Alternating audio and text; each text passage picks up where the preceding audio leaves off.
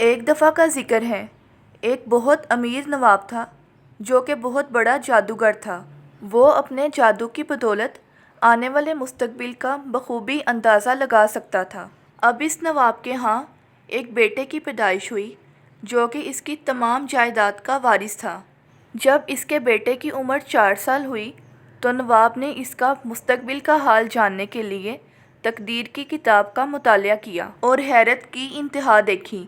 اس کتاب میں لکھا تھا کہ اس کے اکلوتے بیٹے کی شادی ایک انتہائی غریب لڑکی سے ہونی ہے۔ اب نواب نے اپنے جادو کے ذریعے مزید یہ جاننے کی کوشش کی کہ آخر یہ لڑکی رہتی کہاں ہے۔ پھر اسے معلوم ہوا کہ یہ لڑکی ایک ایسے انتہائی غریب گھرانے میں پیدا ہوئی ہے جہاں اس کے غریب والدین پہلے ہی 5 بچوں کے بوجھ تلے دبے ہوئے ہیں۔ چنانچہ نواب گھوڑے پر سوار ہو کر اس لڑکی کی تلاش میں روانہ ہوا اور کچھ سفر طے کرنے کے بعد نواب اس لڑکی کے گھر تک پہنچ گیا۔ نواب نے ان کا دروازہ کھٹکھٹایا تو تھوڑی دیر بعد ایک آدمی باہر آیا۔ یہ آدمی بہت زیادہ پریشان تھا۔ نواب اس سے پوچھنے لگا، کیا بات ہے، تم اتنے اداس کیوں ہو؟ یہ آدمی کہنے لگا، میرے آقا، میرے گھر بیٹی کی پیدائش ہوئی ہے۔ میں پہلے ہی 5 بچوں کا باپ ہوں۔ میرے اتنے وسائل نہیں کہ میں اپنی چھٹی بیٹی کی خوراک کا انتظام کر سکوں۔ نواب کہنے لگا، اگر تمہارے پریشان ہونے کی وجہ یہ ہے تو تم بالکل بھی اداس مت ہو۔ تم اپنی بیٹی کو مجھے گود دے سکتے ہو کیونکہ میری کوئی بیٹی نہیں، اور میں تمہیں اس کے بدلے میں 10 سونے کے سکے دوں گا۔ تو بتاؤ، تمہیں یہ منظور ہے؟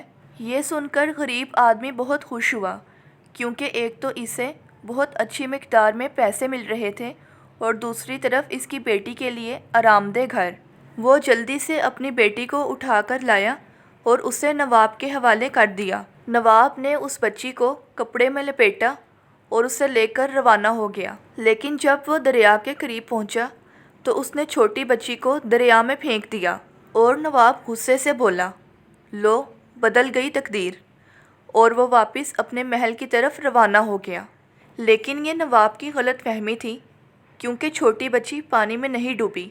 پانی کی رفتار تو بہت تیز تھی لیکن اس کے لمبے کپڑوں نے اسے ڈوبنے سے اس وقت تک بچا لیا جب تک وہ پانی میں بہتے ہوئے ایک مچھیرے کے پاس نہ پہنچ گئی۔ مچھیرے نے جلدی سے اس بچی کو پانی سے نکال کر پکڑ لیا اور وہ بہت زیادہ خوش ہوا کیونکہ مچھیرے اور اس کی بیوی کی کوئی اولاد نہیں تھی اور وہ ایک بچے کے لیے ترس رہے تھے، اور وہ اسے اپنی بیوی کے پاس لے گیا جس نے بہت بڑے دل سے اس بچی کا استقبال کیا اور اسے بہت لاڈ پیار سے پالا۔ اور اسی طرح کئی سال گزر گئے اور وہ بچی اب ایک خوبصورت نوجوان لڑکی تھی۔ ایک دن ایک امیر نواب زادہ شکار پر نکلا۔ راستے میں وہ مچھیرے کی جھونپڑی کے پاس آ رکا۔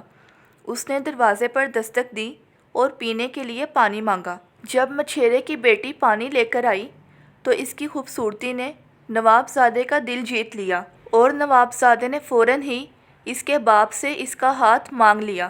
اور نواب زادے نے مچھیرے سے پوچھا، کیا یہ خوبصورت لڑکی آپ کی بیٹی ہے؟ مچھیرا بولا، جی حضور، یہ میری ہی بیٹی ہے۔ پھر نواب بولا، میں آپ کی بیٹی کو پسند کرتا ہوں اور اس سے شادی کرنا چاہتا ہوں۔ کیا آپ کو اس رشتے پر کوئی اعتراض تو نہیں؟ مچھیرا کہنے لگا، یہ تو ہماری خوش قسمتی ہوگی۔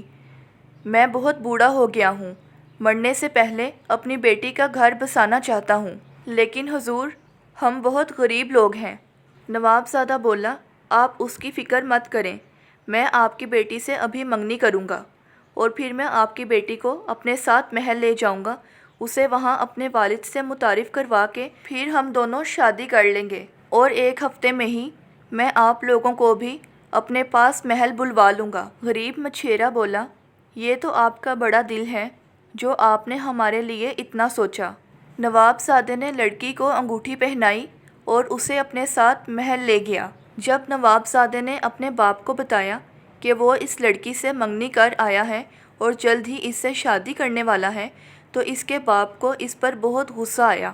وہ ان دونوں کا راستہ روک کر کھڑا ہو گیا اور سخت الفاظ میں بولا کہ آپ دونوں کی شادی نہیں ہو سکتی کہ جب تک وہ اس لڑکی کے حسب و نسب کے بارے میں معلوم نہ کر لیں۔ جب نواب نے اپنے جادو کے ذریعے اس لڑکی کا حساب لگایا تو اسے پتہ چلا کہ یہ کوئی اور نہیں بلکہ یہ وہی لڑکی ہے جسے نواب 18 سال پہلے دریا میں پھینک آیا تھا۔ اب اس نے اس لڑکی سے جان چھڑانے کا دوسرا منصوبہ بنایا اور اگلی صبح نواب اس لڑکی سے کہنے لگا، سنو لڑکی، میرے ساتھ صبح کی سیر پر چلو تاکہ میں تمہیں محل کے قوانین کے بارے میں سمجھا سکوں۔ جب وہ دریا کے قریب پہنچے تو نواب نے اس لڑکی کو زور سے پکڑ لیا۔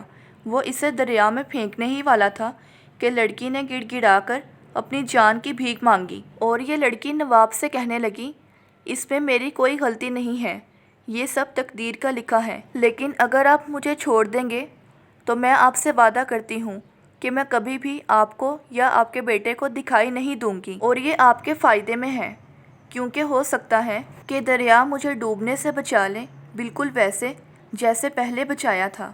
نواب نے اس لڑکی کی سونے کی انگوٹھی پانی میں پھینک دی اور اسے کہنے لگا، اب دوبارہ مجھے کبھی اپنی شکل مت دکھانا جب تک تم یہ انگوٹھی واپس نہ لا سکو۔ نواب لڑکی کو چھوڑ دیتا ہے اور خود وہاں سے چلا جاتا ہے۔ دن گزرتے رہے، وہ لڑکی وہاں جگہ جگہ بھٹکتی رہی۔ اس کے پاس واپس اپنے ماں باپ کے پاس جانے کے لیے بھی پیسے نہیں تھے۔ قریبی محل کے ایک کک کو لڑکی پر ترس آ گیا اور اس نے محل کے کچن میں اسے ملازمہ رکھ لیا۔ لڑکی کو آہستہ آہستہ کچن کا کام سکھایا گیا، یہاں تک کہ وہ اس کام میں ماہر ہو گئی۔ ایک شام محل میں شاندار دعوت کا انتظام کیا گیا۔ اس لڑکی نے مچھلی تیار کرنی تھی اور اس نے مچھلی کو صاف کرنا شروع کیا، اور جب اس نے مچھلی کے ٹکڑے کرنا شروع کیے تو اس میں سے وہی شاندار انگوٹھی نکلی جو نواب نے اس دن دریا میں پھینکی تھی۔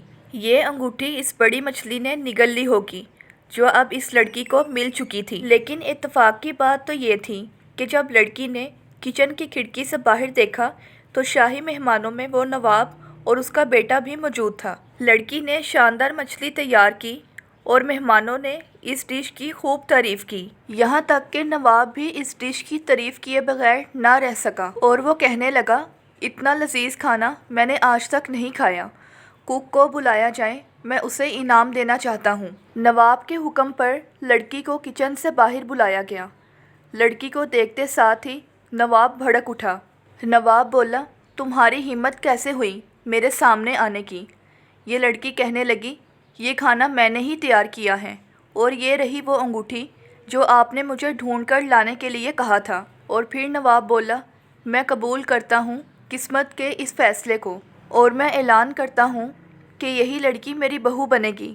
شادی کی تیاریاں شروع کی جائیں۔ اور اس طرح ایک شادی کی تقریب میں نواب نے اپنے بیٹے کی شادی اسی لڑکی کے ساتھ کروا دی، اور وعدے کے مطابق لڑکی کے ماں باپ کو بھی محل بلوا لیا گیا۔